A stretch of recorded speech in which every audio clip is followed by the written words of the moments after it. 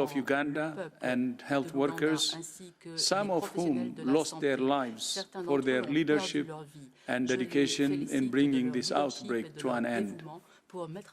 And we thank donors and partners for swiftly mobilizing resources and vaccine developers for making candidate vaccines available in record time. Even in the absence of approved vaccines or therapeutics for this type of Ebola, Uganda was able to use proven public health tools to contain the outbreak. This outbreak has finished, but WHO's commitment to Uganda has not. We remain committed to strengthening Uganda's health system as part of its journey towards universal health coverage. Now to COVID. It's now 3 years since the first sequence of SARS-CoV-2 was shared with the world. That sequence enabled the development of the first tests and ultimately vaccines. Throughout the pandemic, testing and sequencing helped us to track the spread and development of new variants. But since the peak of the Omicron wave, the number of sequences being shared has dropped by more than 90%, and the number of countries sharing sequences has fallen by a third. It's understandable that countries cannot maintain the same levels of testing and sequencing they had during the Omicron peak. At the same time, the world cannot close its eyes and hope this virus will go away. It won't.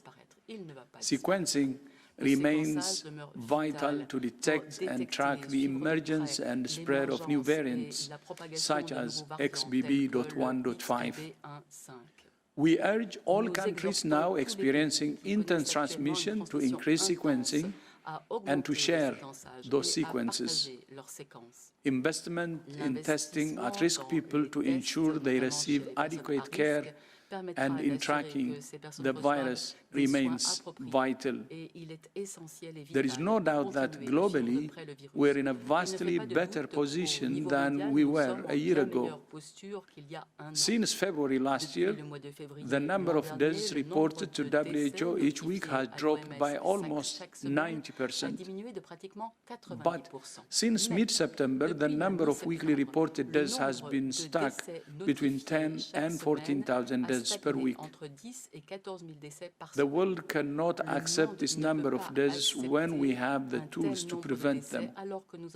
Last week, almost 11,500 deaths were reported to WHO, about 40% from the Americas, 30% from Europe, and 30% from the Western Pacific region.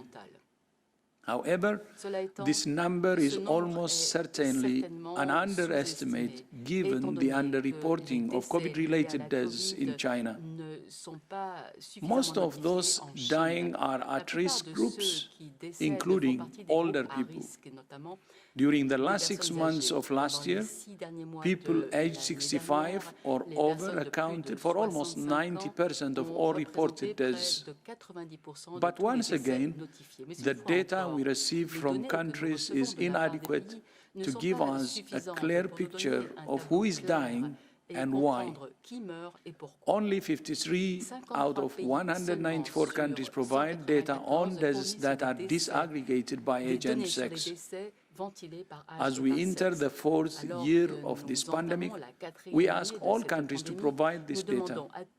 The more data we have, the clearer a picture we have. We continue to call on all countries to focus on fully vaccinating the most at-risk groups, especially older people. And we continue to call on all people to take appropriate precautions when necessary to protect yourself and others. You may not die with this disease, but you could give it to someone else who does. Now to Syria. This week, the United Nations Security Council extended the authorization for cross-border humanitarian operations for an additional 6 months. For WHO and partners, this is welcome news and critical for us to reach more than 4 million people in northwest Syria with life-saving health and humanitarian support. This decision comes at a time when the humanitarian situation is worsening in Syria. Humanitarian needs have reached their highest levels since the conflict began. Syria is now facing a harsh winter and a cholera outbreak that has already affected tens of thousands. WHO will continue to work with partners to deliver aid, but the solution that the people of Syria need more than any other is peace. Syria is not the only country facing a devastating cholera outbreak. Since January of last year, 31 countries have reported outbreaks, 50% more than in the preceding years. The outbreaks themselves are both more widespread and deadly than normal. While we have had large cholera outbreaks before, we have not seen such a large number of simultaneous outbreaks. The common denomination for many of these outbreaks is climate-related events, such as storms, floods, and droughts.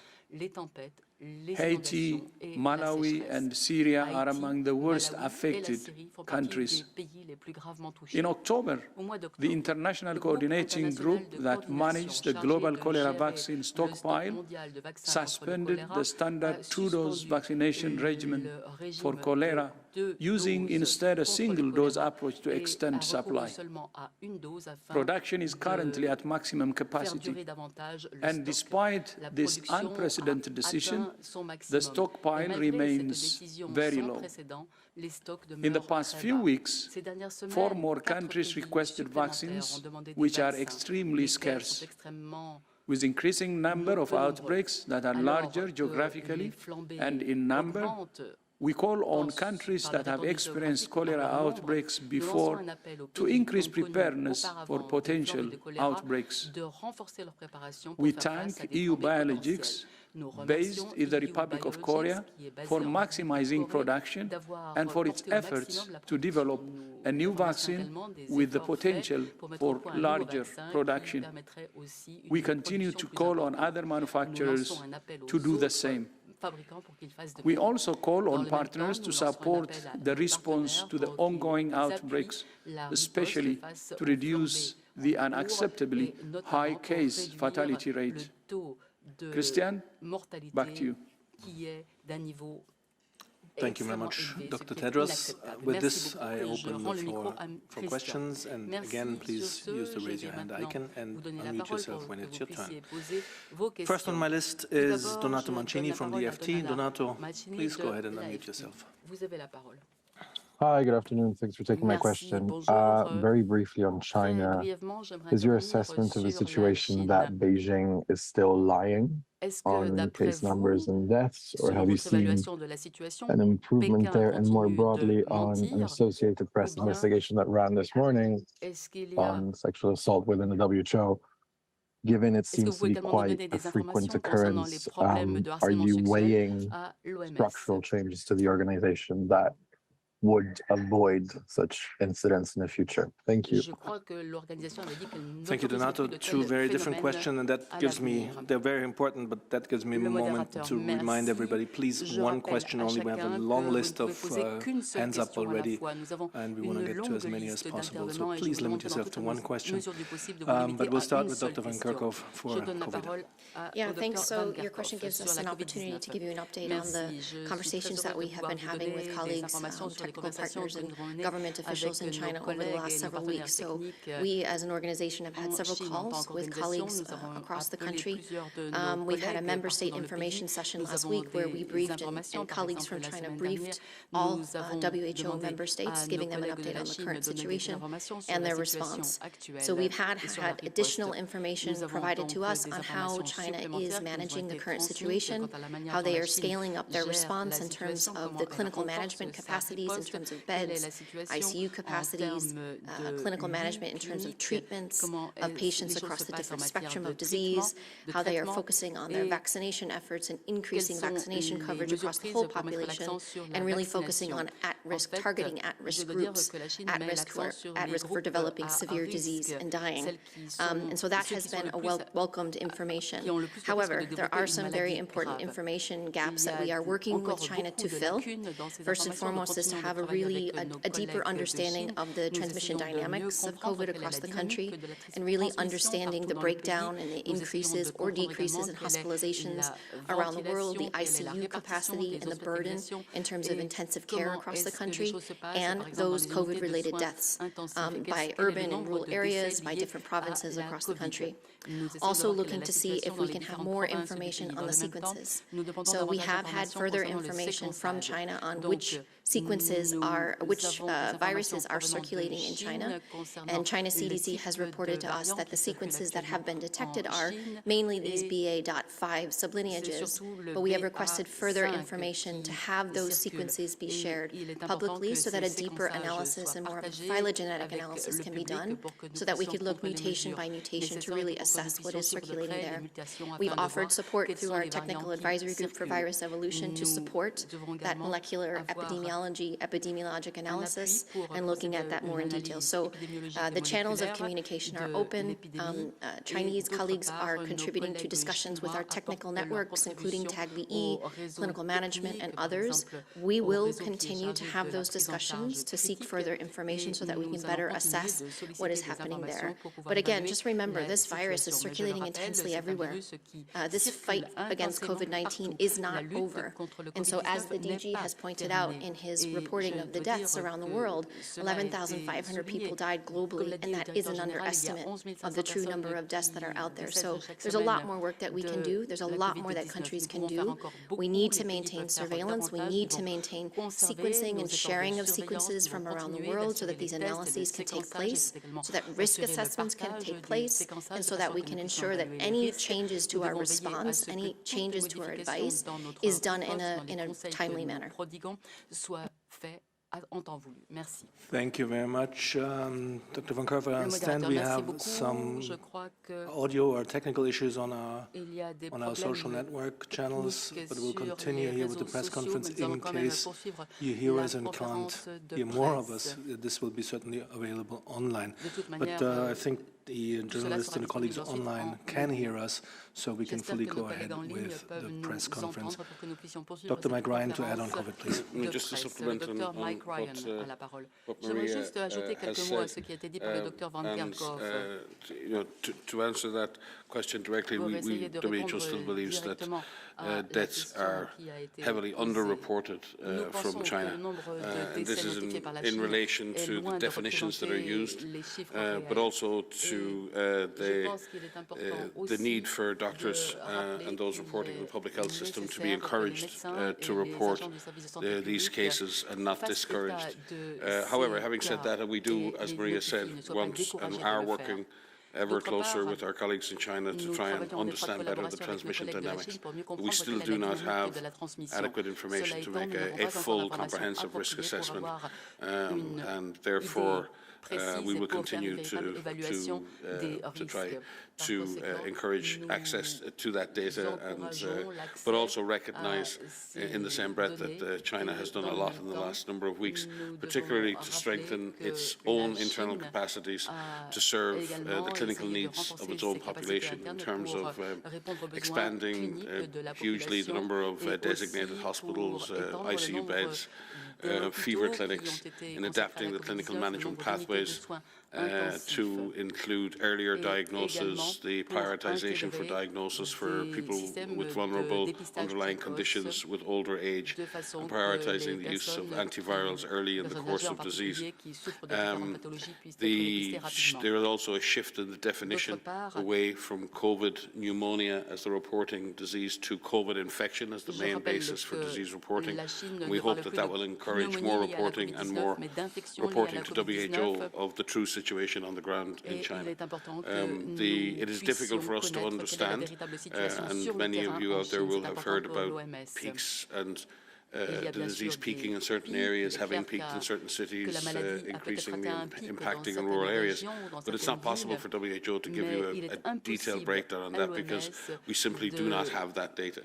We continue to ask for that data, but at the same time can recognize the efforts being made by colleagues in China to beef up their clinical support to people affected with the disease, and particularly to refocus on primary health care and early treatment of people with underlying conditions. So we would really, really encourage our colleagues in China, and we will continue to engage them, and we have planned follow-up meetings in order to be able to engage them in better understanding the transmission dynamics on the ground in China. Thank you very much. And for the second part of Donato's question on sexual allegations of sexual abuse, we have Lisa McLennan. She's a director and senior advisor to the DIG. Lisa, please go ahead. Thank you. Thank you very much for the opportunity. And just wanted to address the question, just wanted to let you know that we are fast, we're rigorous, we're thorough. We take a contemporary and survivor-centric approach to the matters that are referred to us. And this effort, this increased effort and focus and increased resources towards this matter began over a year ago. And we have been able to clear up several cases that had perhaps languished in the past, but and are working these types of cases in real time. Again, we take a survivor-centered centric approach to the investigations. We encourage people to report any instances of wrongdoing, particularly those involving sexual misconduct, and we work as hard as we possibly can to protect those who make such reports. There are multiple channels for which the reporting can be, or through which the reporting can be made, and we encourage those who have information to use those channels. Thank you.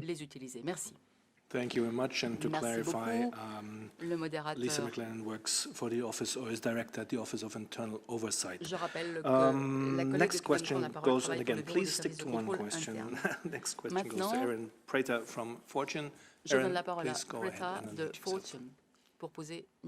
Yes, thank you so much. I'm curious if there's an update on the risk assessment on XBB.1.5 from TAG-VE or otherwise. Thank you. Thank you very much. And back to Van Kerkhoff. Yep, thank you. So WHO has just published, or will be publishing in the next very shortly, a risk assessment with advice from the Technical Advisory Group for Virus Evolution, the TAG-VE, on XBB.1.5. This is one of more than 500 subvariants that WHO is currently tracking worldwide. XBB.1.5 is a further sublineage of XBB, which you may have also heard about, which is a recombinant of two BA.2 sublineages. We recently published this risk assessment online, which looks at all available data that we have on this particular variant, looking specifically at growth advantage, looking at immune escape, looking at severity, and making an assessment with available information to determine what we might expect in terms of its behavior and its circulation worldwide. So the Technical Advisory Group met on the 5th of January, and we've had some subsequent meetings with colleagues from US CDC, where most of the sequences of XBB.1.5 have been identified.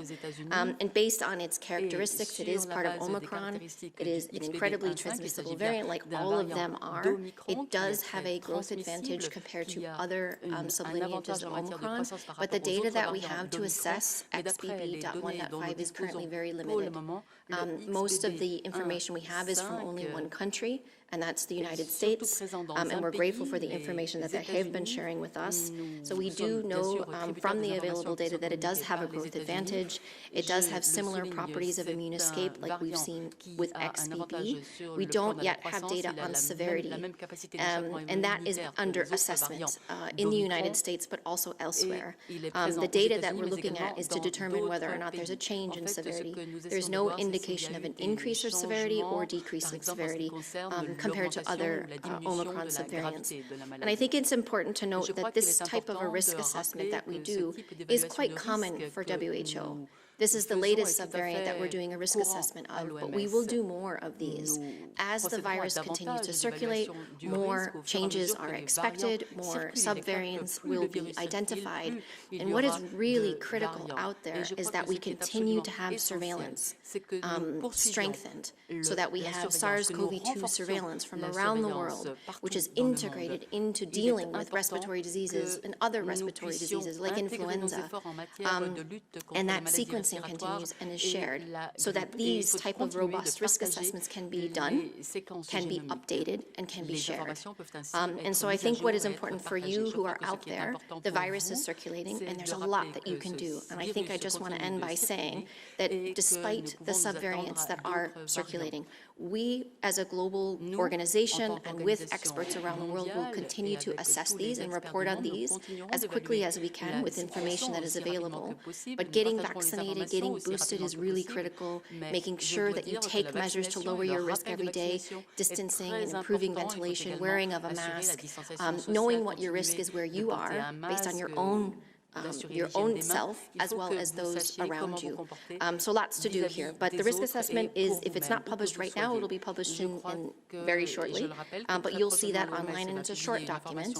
And we will be doing more of these as the pandemic progresses. Thank you very much, Dr. Van Kerkhoff. Next question goes to John Zaragostas from The Lancet. John, please go ahead and unmute yourself. Yes, can you hear me there? Very well. Yes, good afternoon. I've just to follow up on what Maria just mentioned, is the recommendation of WHO to have wearing of masks in indoors and in transportation, not only in countries suffering from big infection rates at the moment like China, but worldwide. Because here at the United Nations, as of the 9th of January, wearing masks indoors in Geneva was lifted. Yet Dr. Klug yesterday suggested the importance of wearing masks. So where is the situation? Can we get some clarity? Thank you very much, John, for the opportunity to clarify. Maria. Hi, John. Thank you very much for the question. WHO has had recommendations for the use of masks as part of this comprehensive approach to dealing with COVID since the beginning of this pandemic, and those measures are still recommended. Wearing of a mask is really important contextually. First of all, for our health workers, wearing of masks and respirators is really, really critical, making sure that they have appropriate personal protective equipment, making sure that there are other personal protective equipment that is used when dealing with suspected or known COVID-19 patients. That was not part of your question, but I just want to make that clear. In the community, for the general public, WHO does recommend the wearing of masks when you're indoors, when in particular when there's crowding, when ventilation is poor or you don't know what the ventilation is. And that can include a variety of different types of settings, like public transport, but it can also include buildings. We're in a room right now where we have very good ventilation, we're distanced apart, and so context is important. We were reminded yesterday at the Q&A that Mike and I did to remind everyone that transmission is a factor of a combination of things. The distance that you are from someone, the setting that you are in, and it does matter the ventilation that's in the room, how much time you spend in that location, but the measures that are also in place. There's another number of other factors that are important as well. But masks are one of the measures that we recommend when you are indoors, when you cannot distance. If you are infected, for sure, to make sure that you wear a well-fitting mask over your nose and mouth, you have clean hands, etc. But yes, this is one of the recommendations that we continue to advise, and we are working with governments to tailor the use of this in the right types of contexts. Thank you for this clarification. Next question goes to Jennifer Rigby from Reuters. Jennifer, please go ahead and unmute yourself. Hello, thanks for taking my question. I just wanted to ask about Lunar New Year travel in China. Is WHO working with China on how to deal with the risks of that and the kind of mass movement of people? Thanks. Do we change now? Let's go to Dr. Abdir Mahmoud, Director for Alert Response and Coordination. Thank you.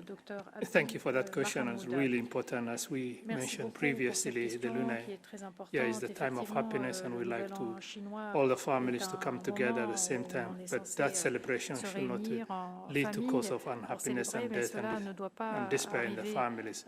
So we've been working with our China colleagues, and as Maria mentioned earlier, they have quite a number of strategies in terms of people traveling from hotspot to areas with low-risk areas, in terms of testing, in terms of the fever clinics. But to understand better, we require that data that's segregated at the lowest level. So from our engagement today, they do have a plan, and they have a public messaging. They want people after 3 years of zero COVID families together, but at the same time, they don't want to flare up and cause a subsequent wave. So from the data we gathered today, in terms of policy and in terms of procedure, is what we have been recommending across all countries. But we have to get the details of the data, and particularly the epidemiological data that points out hospitalization, the testing, the number of testing conducted, the positivity rate, so that when you're moving from one high risk, going to low risk area, or coming back will have an implication on that. So in short answer, we are working with them, and we will looking forward to go more details from them. Thank you very much, Dr. Mahmoud. The next question goes to Catherine Fiancon from France 24. Catherine, please go ahead and unmute yourself. Yes. Thank you. Good afternoon, Christian. Good afternoon to all of you. I would like to come back on what the DG mentioned about cholera, and particularly cholera in Haiti.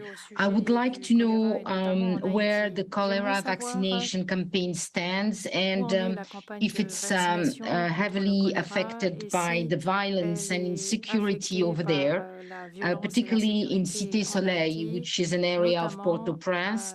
And I would like to know if you have recent data, meaning data from the beginning of this year. Thank you so much.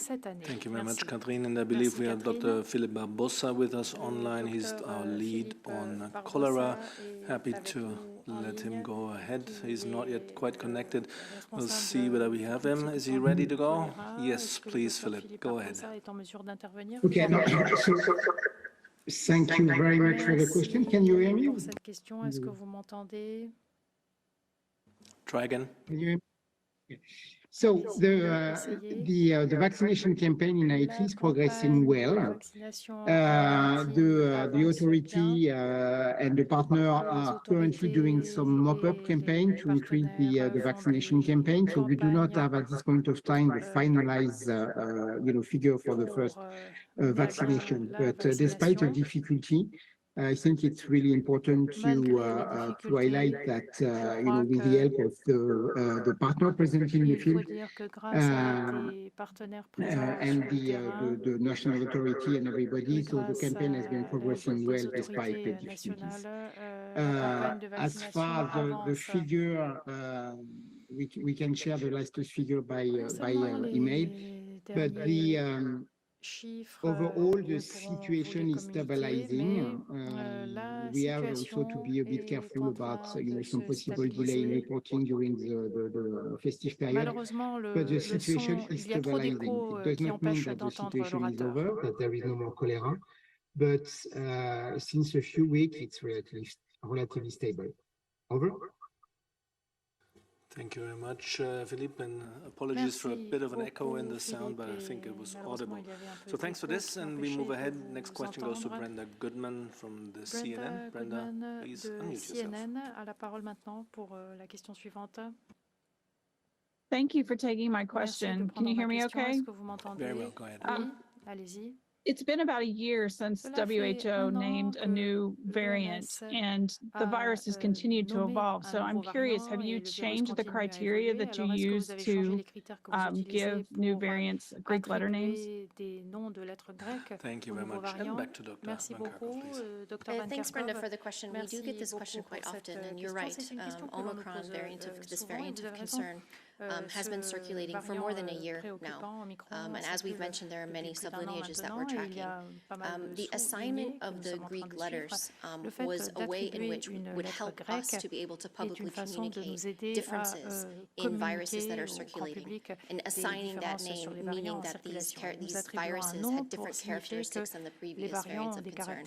We still use the nomenclature, the scientific nomenclature, the nomenclature by Kengo, by next strain, to be able to talk about the different sublineages that are there.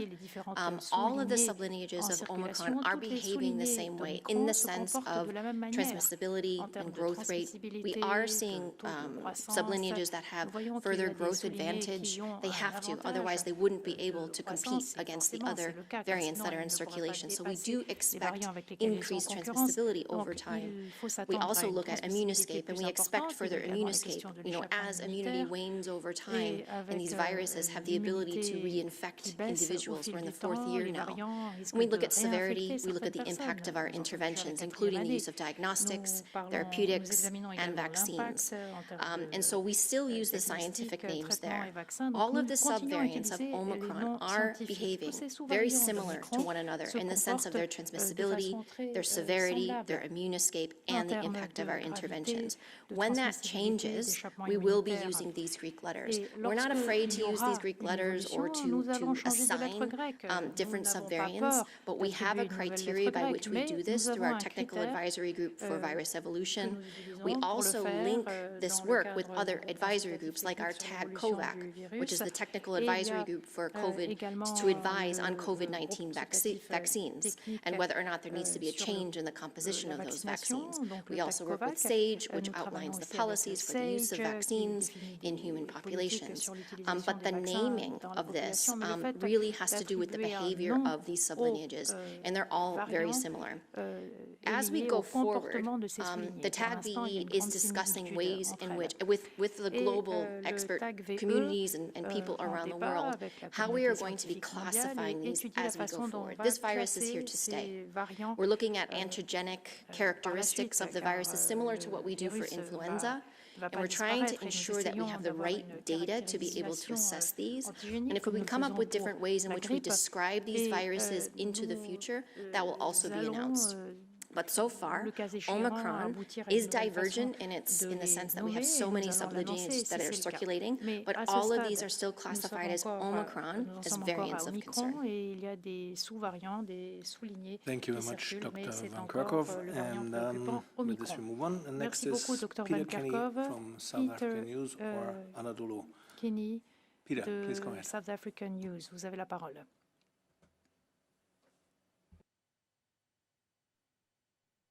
I understand Peter is not connected anymore. Then we move on to Sarah Ben-Sharif from Politico.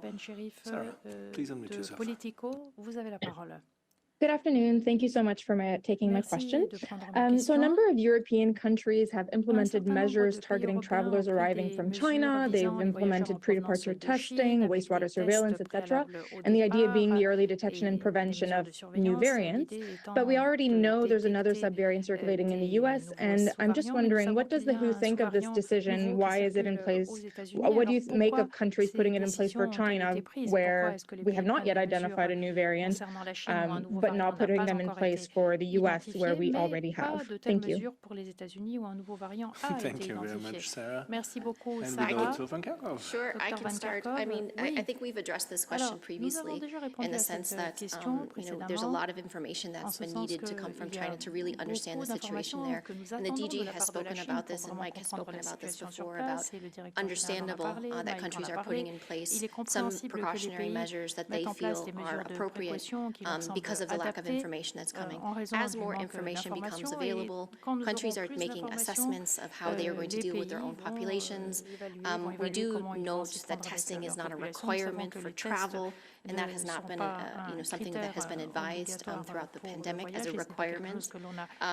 But more information is coming as we understand the current situation in China. More is needed to better understand that. But we have commented on this in terms of the understandability of what countries putting in place. We do hope that countries take a risk-based approach to this. They make updated risk assessments based on information that is available, and that the measures that are put in place, they look at these measures over time so that measures can be lifted and adjusted accordingly. Yeah, and I think, Maria, with relation to the United States and the XBB 1.5, I think you and the team have been involved in a risk assessment with colleagues on the US side and published it today, the US CDC. So there's been radical transparency on behalf of the United States in terms of engaging with WHO regarding the data and the impact of that data. And I think that's the issue here. Is we're number one, we're not encouraging travel restrictions anywhere. This aren't, what has been imposed in relation to China is not a travel restriction. It is a measure that countries rationalize that they're using on the basis that it's not possible for them to make a full risk assessment until they understand the full genetic epidemiology, until they understand the cases, the deaths, the transmission dynamics. So in the absence of that data, countries have made a decision to take a precautionary approach. And DG, myself and others have said that that's understandable in the circumstances of that situation. These aren't restrictions in travel, they're adaptive measures, so countries can measure that risk as people arrive in their country. So, but in that sense, the two situations are different. It doesn't mean that situations won't arise around the world where subvariants need to be analysed in different contexts. It's really how quickly that can be done, how open and transparent the partners are in sharing that information, and then how quickly those measures can be reassessed. And we always advise the measures put in place for any reason should be time limited, should be limited in scope to the risk assessment associated with those measures, and should be reconsidered in due course in order to be adapted. So again, I think the two situations, you just cannot compare these two situations. They're not comparable in that sense. Thank you very much, both Dr. Van Kerkhove, Dr. Ryan. Next question goes to Lauren Pelly from the CBC Canada. Lauren, please unmute yourself. Good morning from Toronto. Thank you for taking my question. The global burden of long COVID right now, we've seen a growing body of research that suggests most people do recover, but it seems there are certain symptoms in certain people who are, it persists a year or more. So how would the WHO describe the current burden of long COVID, and what further research would you like to see to better understand the mechanism of what's at play and why certain people are still bearing the brunt of this?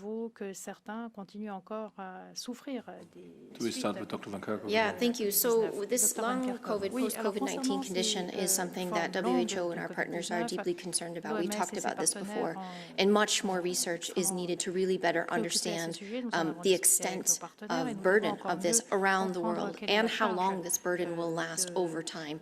Our clinical management team is working with many different departments across WHO in terms of brain health and mental health, rehabilitation, and with experts around the world across the different types of clinical management aspects in terms of cardiac care and brain health, respiratory health, etc. And what we are targeting is making sure that there is recognition of post-COVID-19 condition in which this can be described and analyzed. We have a case definition that has been published. It is being adapted for children as well, because children can also have post-COVID-19 condition, or also known as long COVID, so that we can understand and compare across countries. We don't have very good global estimates. There are some modeling estimates that have been published pre-Omicron, and it's substantial, but we need to better recognize what it is to describe it. We need much more research, and there's a lot of work in terms of setting up cohort studies around the world to follow patients over time in a systematic way, not just in high-income countries, but in low-income countries as well, so that we can better track and understand progression. Many people do recover, you are absolutely right in that, but some patients have persistent symptoms that last across many different body organs over longer periods of time. And lastly, we need a lot of research in terms of rehabilitation and clinical care. Many countries are focusing on dealing with post-COVID-19 condition as a separate entity in terms of their clinical management and their health systems. This needs to be incorporated into clinical care so that when a patient shows up, no matter where they are in their disease spectrum, when they have an acute infection, an acute disease, they've recovered, and maybe they're starting to have these post-COVID-19 signs and symptoms, that they are tracked over time and that they are cared for over time. So we have a huge portfolio of work here. It's just the beginning in terms of the work that we are doing with our partners. Much more research needs to be done to better understand this, and especially for treatment and care. But we need financing for this. There's not a lot of financing for post-COVID-19 condition for research. And if we can plead to funders who are out there, to governments who could focus on this, this is really where we need some attention. So thank you very much for asking the question. We always try to talk about post-COVID-19 condition when we discuss COVID, because this is something that we are concerned about and we need to be focused on. But there is much more work that needs to be done in this space, including recognition, research, and rehabilitation. Thank you very much, Dr. Kirkhoff. Next question goes to Gabriela Sotomayor from Progreso, Mexico. Gabriela, please unmute yourself. Hola, thank you. Thank you for taking my question. Happy New Year to all. Dr. Tedros mentioned that few countries are sharing information on virus sequencing and other data. I would like to know which countries are not doing so, where we can see the list.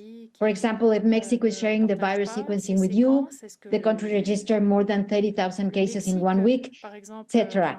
So I would like to know that. Thank you so much. Thank you very much, Gabriela. Thanks. So I'm answering a lot of the questions today. Sorry about that. But the data on which countries are sharing sequences is publicly available. So there are several online platforms in which countries can share sequences, one of which is GISAID. This is the one that we quote quite often. And you can look online. You have to log into it, but there are many that are looking online that look at where the sequences are coming from, the results of that sequencing, and then there's an analysis that is done looking at how the virus is changing, and you can see some phylogenetic trees. There's some graphs that are on there. So that data is publicly available. There's about at present, I could get the exact numbers wrong, but there's about 91 countries that are currently sharing sequences. We want to be clear that we're not stating, as a global organization, we're not saying that everyone everywhere needs to be sequenced, that all of these sequences everywhere have to be shared. But what we do need are countries across the world to be testing and sequencing a subset of their patients. It's really important that we are able to track the known variants and detect new ones, and detect any signs that there may be something different. So within countries, looking at populations that are at risk for severe disease, patients that are hospitalized, patients who die, making sure that a subset of those individuals are sequenced and those sequences are shared, so that we can look at this over time and we can make comparisons across countries, we can make comparisons over time, we can look at the disease spectrum, etc. So that data is publicly available, and you can look at that and you can see exactly how many sequences are being shared by Mexico and even over time. And this is something that is a global good. You know, this is something that countries are doing for themselves in terms of their own assessment about what is circulating within their borders. But this is really important. We live in a world where viruses do not respect borders. And so the sharing of this information is a global good. It adds to our collective assessment of the current situation and helps us plan going forward into the future. And Dr. Ramley's. Yeah, and with specific reference to COVID and what's uploaded on databases. One issue is, first of all, a sample has to be taken. It's not like an antigen test and then it goes in a safe bin after. The sample has to be sent to a lab that can actually do sequencing. And it's that sampling methodology, who gets sampled and where does those samples get sent to, and that testing process. And that has resource implications, and many countries have cut back on the resourcing of testing. So the massive expansion in testing has contracted back as countries deal with other health priorities and many other issues that they're facing. But that drawback in testing has probably gone too far, and now we're not getting enough testing done. There's also then the reporting of that within the country, within the public health system in the country, and then there's the uploading of that data onto international databases. If there's inefficiency at any point along the way in terms of sampling, testing, internal reporting and uploading, then you can have a huge impact upstream or downstream in terms of how many sequences are available globally. And then there's analyses that need to be done maybe to fully understand within a subvariant all of the different variations of that. And sometimes that needs a lot of input from outside, and there needs to be a lot of work done maybe with reference labs and others to help countries to understand that and do secondary analysis and really come to grips with those analytics. So countries need to be continuing to do that. We would like the world over time to be moving to a much more multi-disease approach for respiratory pathogens, being able to deal with influenza, SARS-CoV-2, RSV virus, in a more sentinel basis. In other words, not having to measure the virus everywhere, but being able to, a little bit like weather stations around the world, there's not a weather station in every square meter of ground around the world. We put our weather stations in strategic places, and from that we build up a pattern of the weather for the whole world. We need better surveillance of respiratory viruses globally. We've improved that greatly over the last number of years thanks to the work particularly of the global influenza surveillance and response network, ISRIS, and there's a huge network of labs out there doing that. That is still heavily skewed to the north, and many developing countries still struggle to have the capacities to do that. So I don't know whether Sylvie Briand is with us, and Sylvie oversees much of this work, but I do think there's a need to continue doing specific COVID testing, and each country needs to make a decision to prioritise that, particularly for vulnerable people, so they can get into the clinical care pathway. One of the problems is if you don't get diagnosed with COVID and you're an older person and you're vulnerable, then you don't get the antiviral. And that's the problem. It's not the testing is the problem. The problem is you may not qualify to get the antiviral because you haven't been tested. So there's a testing need to do, to get into treatment. And then the second issue is to continue doing strategic testing so you can monitor the evolution of the virus. More and more we would like to see that monitoring of the virus integrated with other respiratory pathogens, and we believe there's a pathway to do that. But if countries now overcorrect and completely disinvest in diagnosis and in genetic sequencing, then we'll unfortunately end up having to rebuild infrastructure that's already been built and allowed to decay. And that's been the history. Tedros has spoken about this many times. The history of the world is we invest at the time of crisis, then we disinvest, and then we wait, and then we get hit with the next crisis, and then we wonder what the hell we did because we got rid of the infrastructure we would have used if we'd only kept that infrastructure in place. And I think this is just a cycle that's gone on and on and on and on. We hope to break that cycle this time, and I think taking a multi-disease, multi-diagnostic approach in a much more comprehensive sentinel system for the world would be the way forward. But maybe, Sylvie, you want to make a comment on that, because I know that's your wheelhouse. Sylvie souhaite peut-être Dr. Briand, please. Dr. Briand? Yeah, absolutely. And I think it's important to see those pandemic events as really global events. I mean, and it has been mentioned many times, but we are all on the same boat. So we all have to understand where is the virus and what is the circulating virus. And to add also to what Mike said, I think it's very important to understand that a lot of those testing activities are also related to national capacities, and that's why WHO is supporting a lot of countries to strengthen their capacities, in particular in genomic sequencing. And a way to make sure that the world is globally more strong in those new technologies is also to have networks of labs and working together. It's not only each lab doing its own job, but it's also a lab with need to be trained or have more capacities being twinned up with other labs in other countries. So I think all this activity around building global networks of labs laboratory so that we, as human being and as an entire humanity, we can know where is our enemy. And our enemy is currently a very small virus that you cannot see. So it's very important that we are all joined up to make sure that we can monitor the spread of this virus and understand better also when we have an emergence of a new variant that is more dangerous. Thank you very much, all three. And next we go with Kimi Uzukuya from Africa Bazaar. Kimi, please go ahead and unmute yourself.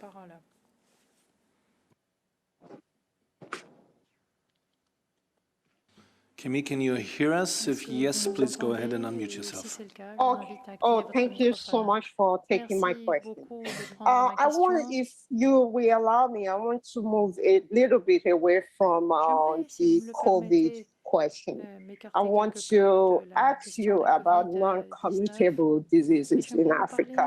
There has been a prevalent increase in cancer, diabetic, and cardiac diseases in Africa, especially cervical cancer among women. Could you talk about what you're doing?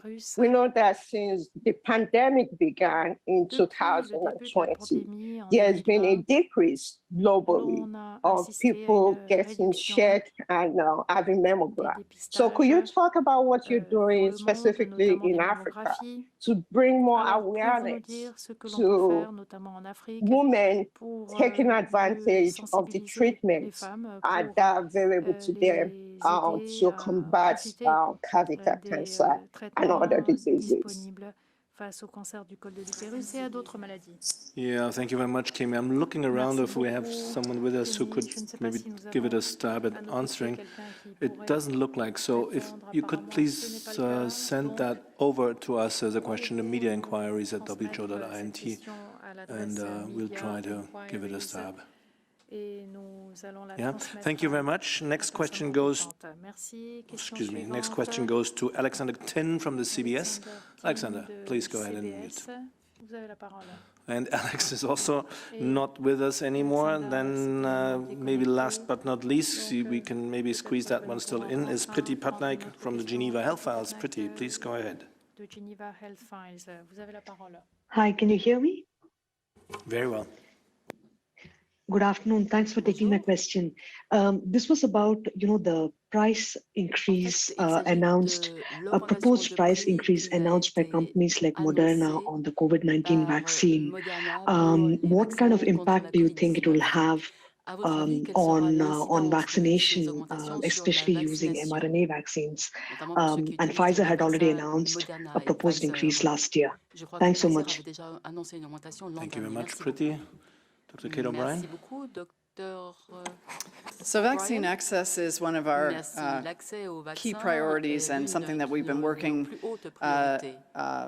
toward throughout the whole of the pandemic, and really is just such a critical issue to ensure that every country has access to the vaccines that are needed to protect individuals. And I won't, of course, go into the highest priority groups. We've commented on that numerous times, but access is a key issue, and COVAX is an important component of access for low-income and low-middle-income countries, and will continue to provide vaccine doses to meet all of the demand that countries have, so that countries can pursue and achieve the coverage that they have set as their ambition. The issue about pricing of vaccines is a market issue. It has quite a bit of influence for countries who are procuring vaccines on their own. But we also have very significant tiered pricing of vaccines through the COVAX facility and through the Gavi negotiations with manufacturers on those contracts. And there are countries that are donating vaccines to the COVAX facility to allow for hundreds of millions of doses to be available to meet all of the demand that countries have. So in the short term, these are issues really around tiered pricing. They're around high-income countries that are procuring vaccines. But these are also really important questions for middle-income countries that are still responsible for the procurement of their vaccines, and those regional systems for pooled procurement and for countries achieving the best prices that they can for access. What I think is really important is that countries need to look at their portfolio of vaccines. As you know, there are a variety of platforms of vaccines, mRNA vaccines that you referred to, but there are other platforms. There are the inactivated vaccines, the protein adjuvanted vaccines, the viral vector vaccines, and each of these have high performance against the hospitalization, serious disease, and death. And they have different programmatic characteristics as well as different pricing characteristics. So especially as we move through this pandemic period, and as countries consider what their long-term ongoing programs are going to be on COVID vaccine, that mix of vaccines and that portfolio of vaccines are important decisions that countries need to make so that they can optimize the vaccines that are being offered in their countries for this range of issues: performance, affordability, programmatic ease of deployment.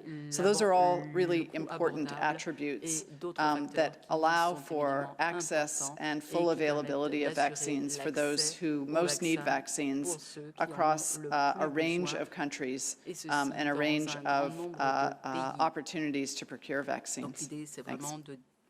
Thank you very much, Dr. Kate O'Brien. This brings us to the end of our press briefing today, and I want to thank you really for sticking to your one questions, and this, because this meant that we got through a long list of questions already today, even if we still have media colleagues out there trying to ask a question, but we got through most of them.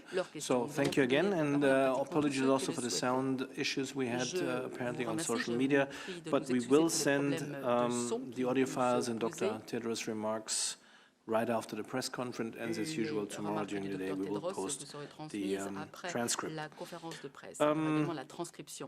For any other questions, please turn to media inquiries, and with this, I'll give back to Dr. Tedros.